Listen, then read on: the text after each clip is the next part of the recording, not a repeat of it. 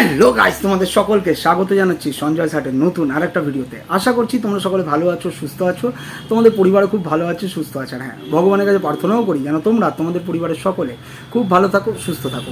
তো আমিও চলে এসেছি, তোমরাও চলে এসেছো। চলে আসার পরে লাইক কমেন্টের বন্যা বইয়ে দেবে। যারা এখনও চ্যানেলটিকে সাবস্ক্রাইব করোনি তারা পটাং করে সাবস্ক্রাইব করে দেবে। করে দেওয়ার পরে পাশে যে বেল আইকনটা রয়েছে ওটাকে টিপে অল নোটিফিকেশন অন করতে ভুলবে না, ঠিক আছে?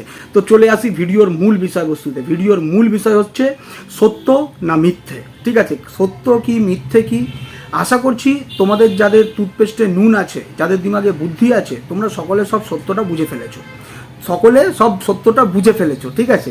তো যাই হোক, এখানে আরও একটা জিনিস দেখছি, যেটা হচ্ছে কি করে হাওয়া তুলতে হয়, মানে কি করে হাওয়া দিতে হয়, আর কি করে মিথ্যে কথা বলতে হয়, কি করে মিথ্যে কথা বলতে হয়, ঠিক আছে? তোমরা মানে মুখের অঙ্গভঙ্গি দেখে বুঝতে পারছো যে কত রকমভাবে মিথ্যেটাকে গেলাতে চাইছে, কত রকমভাবে মিথ্যেটাকে গেলাতে চাইছে। প্রমাণ আমার কাছেও আছে, প্রমাণ বাকি ওর কাছেও আছে। এবার হচ্ছে ব্যাপারটা, আমি কিছু জিনিস বলতে চাই, যেটা বলছি সে এসছিল কি আসেনি, প্রশ্ন হচ্ছে কেন এসছিল, কি জন্যে এসছিল। মিথ্যে কথা আমি একটাও বলছি না। আর তুই ভাবছিস যে তুই আমাকে ওস্কাবি আর আমি কোনো প্রমাণ শো করবো, তোর সেগুড়ে বালি। যারা শিক্ষিত, যাদের বুদ্ধি আছে, তারা সব বুঝে ফেলেছে, তারা সব বুঝে নিয়েছে। তো তুই বাকি যেগুলোকে ওই কী বানিয়ে রেখেছিস, ঠিক আছে, তোর মতো ওই পাট্টা পড়ানো, তো তাদেরকে তুই বোঝা, আমাকে ছলচাতুরি আর মিথ্যের আশ্রয় নিতে হয় না। তো তোকে আরও একটা কথা বলবো, তুই সেই কলে ছিলিস কি ছিলিস না। আর সম্মান আর বিশ্বাসের কথা যেটা বলছিস, এই যে কলটা যে আমি করিনি বলছি, কলটা যিনি করেছিলেন তিনি যদি এমনি কল করতেন আমি কথা বলতাম। বারবার বলেছি, যতবার প্রয়োজন হয়েছে ততবার বলেছি, ঠিক আছে? তো তিনি ফোন করলে, তিনি পার্সোনাল ফোন করলে, আরও কেউ ফোন করলে আমি ধরতাম, কিন্তু সেখানে তুই ছিলিস, সেই জন্য আমি ফোন ধরিনি, ঠিক আছে? বুঝেছিস তো? এবারে আসি সম্মানের কথা। সম্মান তোর সম্মান দেখেছি, তুই কতটা কাকে ভালোবাসিস, কতটা সম্মান দিস, সেটা আমরা সকলে দেখেছি। তুই মনিবদের উদ্দেশ্যে কত সম্মান জাহির করেছিস, কত ভেতরকার গল্প জানিয়েছিস, কত কি বলে রেখেছিস, তারপরে এসে তাদেরকেই চিরফাড় করেছিস, তাদের প্রত্যেকটা পরিবারের মেম্বারকে নিয়ে ছিঁড়েছিস, তুই নিজের বন্ধুকে পর্যন্ত ছাড়িসনি, তুই কাউকে ছাড়িসনি। তো তুই কার প্রতি সম্মানের কথা বলছিস? তোর কাছ থেকে আমাকে শিখতে হবে সম্মান। দেখ, আমার কাছ থেকে তোকে সম্মান শিখতে হবে, তোর কাছ থেকে আমি সম্মান শিখবো না।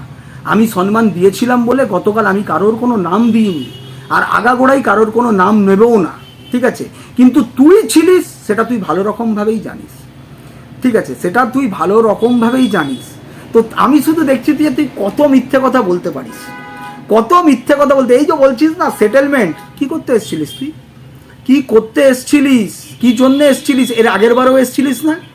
আসার পরে তারপরে যখন ধরা পড়েছিস, তারপর লোকের কাছে আবার আমার নামে বদনাম করা শুরু করেছিস যে আমি এসছিলাম তোর কাছে।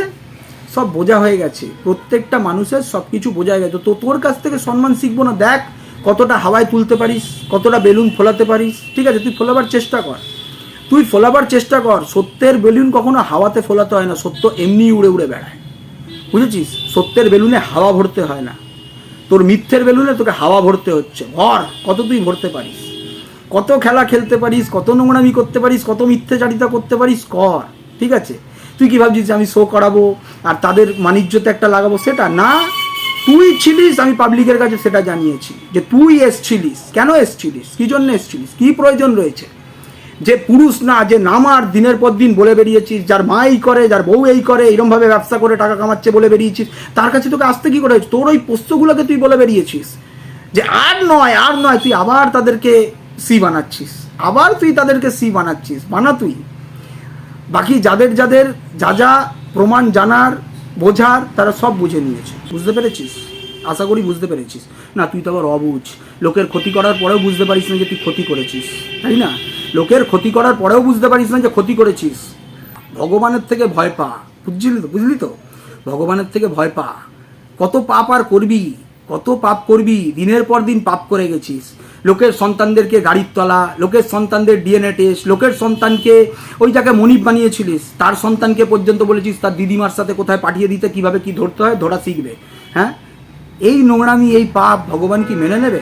তাও তোর মধ্যে কোনো প্রায়শ্চিত্ত নেই। তুই জানিস যে তোর একটা জায়গায় এইরকম ধরনের মানে একেবারে শূন্য, তারপরেও তুই কোনো সন্তানকে ছাড়িসনি, ইভেন আমার সন্তানকে পর্যন্ত ছাড়িসনি। তো এটাই হচ্ছে তোর পারভারিশ, এটাই হচ্ছে তোর শিক্ষা। আর এই তোর যদি মিথ্যাচারিতা করছিস, যে তুই কি মনে করেছিস যে তুই আমাকে উস্কাবি আর উসকে আমি লাফিয়ে ঝম্প করে পড়বো? অত সহজ নয়, অত সহজ নয়, বুঝতে পেরেছিস? আসি রেসপেক্টের কথা, এই জন্য বললাম না, রেসপেক্ট তোর কাছ থেকে শিখবো না, রেসপেক্ট তোর কাছ থেকে শিখবো না। যে নিজের মায়ের বয়সী, দিদির বয়সী, বোনের বয়সী তাদেরকে নিয়ে গিয়ে ওই লালবাতি এলাকাতে দিনের পর দিন ভিডিওতে বসিয়ে দিয়েছিস ভালো সম্পর্ক তৈরি করার পরেও। আর আমার ক্ষমতা দেখ, আমার অকাত দেখ, আমার পারভারিশ দেখ, আমার ভদ্রতা দেখ, যে যাদেরকে একবার ভালোবেসেছি, যাদের সাথে যেটুকু হবার হয়ে যাওয়ার পরে যদি একবার ভালোবাসার হাত বাড়িয়েছি, ব্যাস তারপর থেকে দেখ তাদেরকে নিয়ে একটা কথাও বলি না। তো সেখানে কোনো পাওয়ারের কথা হচ্ছে না, সেখানে কিসের কথা হচ্ছে জানিস তো? সেখানে ভালোবাসার কথা হচ্ছে, সেখানে শ্রদ্ধার কথা হচ্ছে। তুই এগুলো বুঝবি না, কারণ তোর মধ্যে সেই পারভারিশ নেই, সেই পারভারিশ তোর মধ্যে নেই, যার জন্য তুই একে তাকে যাকে তাকে পেরেছিস, তাদের ডিএনএ টেস্ট পর্যন্ত চলে গেছিস বাচ্চা কাছে। দেখ তোর মুখ থেকে তোর সত্য প্রকাশ হয়ে গেল, তোর মুখ থেকে তোরই সত্য প্রকাশ হয়ে গেল যে তুই এতটা নোংরামি করেছিস, এতটা নোংরামি করেছিস যে একটা বাচ্চা মেয়ের ডিএনএ টেস্টের জন্য যে সে তার বাবার সন্তান কিনা সেটা প্রশ্ন করার পরেও তোর মধ্যে কোনো মানে কি বলবো পশ্চাতাপের মানে প্রায়শ্চিত্তের কোনো একটা লক্ষণ পর্যন্ত নেই। তুই আবার সেটাকে বুক বাজিয়ে বলছিস যে ভিন রাজ্যে তুই যে পাপ করেছিস সেই পাপ এখনো পর্যন্ত তোকে ভোগ করতে হচ্ছে, তাই না? কি মহান কাজ করেছিস বল, মহান কাজ করেছিস। কি করেছিস? শুধুমাত্র একটা তো স্ট্রাইক মেরেছিল, তুই লোকের ছবি, লোকের সব কিছু লাগিয়ে, ভিডিও ক্লিপিং লাগিয়ে ভিডিও চালাবি, আর তারা স্ট্রাইক মারবে না, তাদেরকে নিয়ে আবার নোংরাচারিতা করবি, মিথ্যাচারিতা করবি, গোপন গল্প বলে বলে তাদের চরিত্র হনন করবি। তারা একটা স্ট্রাইক মেরেছিল, তার জ্বালাতে তাদের সন্তানকে এরকম করে ধরে টেনেছিলিস।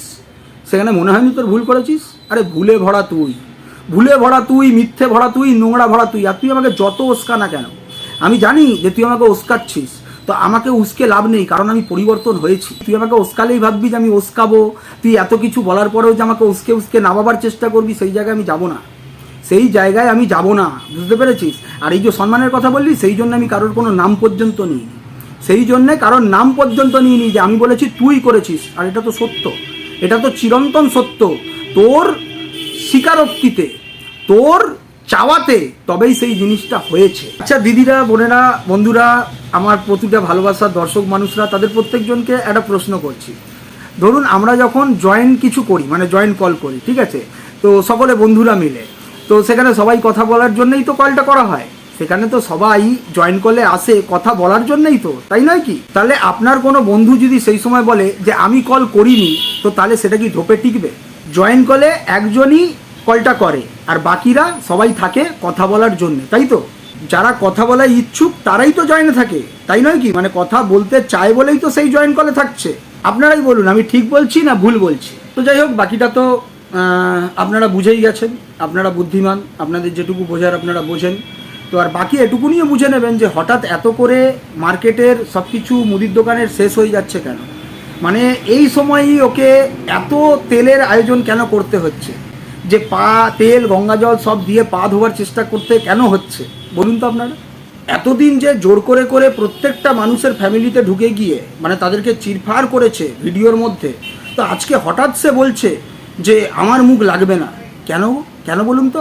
কিছু আপনাদের কি ডাউট মনে হচ্ছে? কিছু আপনাদের কি মনে হচ্ছে যে হঠাৎ কেন মাঠ ছেড়ে পালিয়ে যাচ্ছে? কি কারণ, কি জিনিস, কি হতে পারে?